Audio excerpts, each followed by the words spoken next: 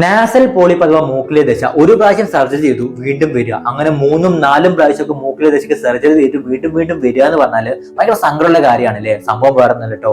മൂക്കിലെ ദശ സർജറി ചെയ്താലും വീണ്ടും വരുന്ന ഒരു വീഡിയോ ചെയ്തിട്ടുണ്ടായിരുന്നു. അതിന് താഴെയുള്ള കമന്റുകളാണ് എന്നെ കൂടുതൽ ഞെട്ടിച്ചത്. എത്ര ആൾക്കാരെന്നറിയോ മൂക്കിലെ ദശയ്ക്ക് സർജറി ചെയ്തിട്ട് വീണ്ടും വീണ്ടും വന്നുകൊണ്ട് കമന്റ് ഇട്ടേക്കുന്നത്. അതിൽ 3 പ്രാവശ്യം സർജറി ചെയ്ത ആൾക്കാരുണ്ട്, 4 പ്രാവശ്യം സർജറി ചെയ്ത ആൾക്കാർ. ചെറിയ മക്കളൊക്കെ ഇപ്പൊ സർജറി ചെയ്യാൻ പോവുക മൂക്കിലെ ദശയ്ക്ക് വേണ്ടിയിട്ട്. അവർ എത്ര കാലം സർജറി ചെയ്യേണ്ടി വരും മൂക്കിലെ ദശയ്ക്ക് വേണ്ടിയിട്ട്?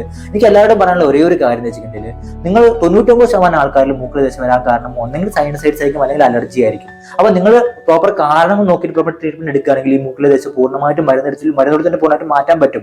അതേപോലെ തന്നെ മൂക്കിലെ ദശയ്ക്ക് നിങ്ങൾ ഓൾറെഡി സർജറി ചെയ്തിട്ടുള്ളവരാണ് നിങ്ങളെങ്കിൽ നിങ്ങൾക്ക് അലർജി ഉണ്ടോ, നിങ്ങൾക്ക് സൈനസൈറ്റിസ് അതിനെ പൂർണ്ണമായിട്ട് മാറ്റാൻ നോക്കുക. അല്ലെങ്കിൽ നിങ്ങൾക്ക് പിന്നെയും മൂക്കിലെ ദശയ്ക്ക് വന്നുകൊണ്ടേയിരിക്കും, അതിന് സർജറി ചെയ്തുകൊണ്ടേയിരിക്കും. നിങ്ങൾ ഹോസ്പിറ്റലിൽ കയറി ഇറങ്ങാൻ നിങ്ങൾക്ക് നേരം ഉണ്ടാവുള്ളൂ സർജറിക്ക് വേണ്ടിയിട്ട്. അപ്പൊ മൂക്കിലെ ദശ കാരണം നോക്കി ട്രീറ്റ്മെന്റ് എടുത്താൽ സുഖമായിട്ട് മാറുന്ന ഒരു പ്രശ്നമാണ്. ജീവിതകാലം ഫുൾ ഹോസ്പിറ്റലിൽ കയറി ഇറങ്ങേണ്ട ഒരു സംഭവമേ അല്ല കേട്ടോ.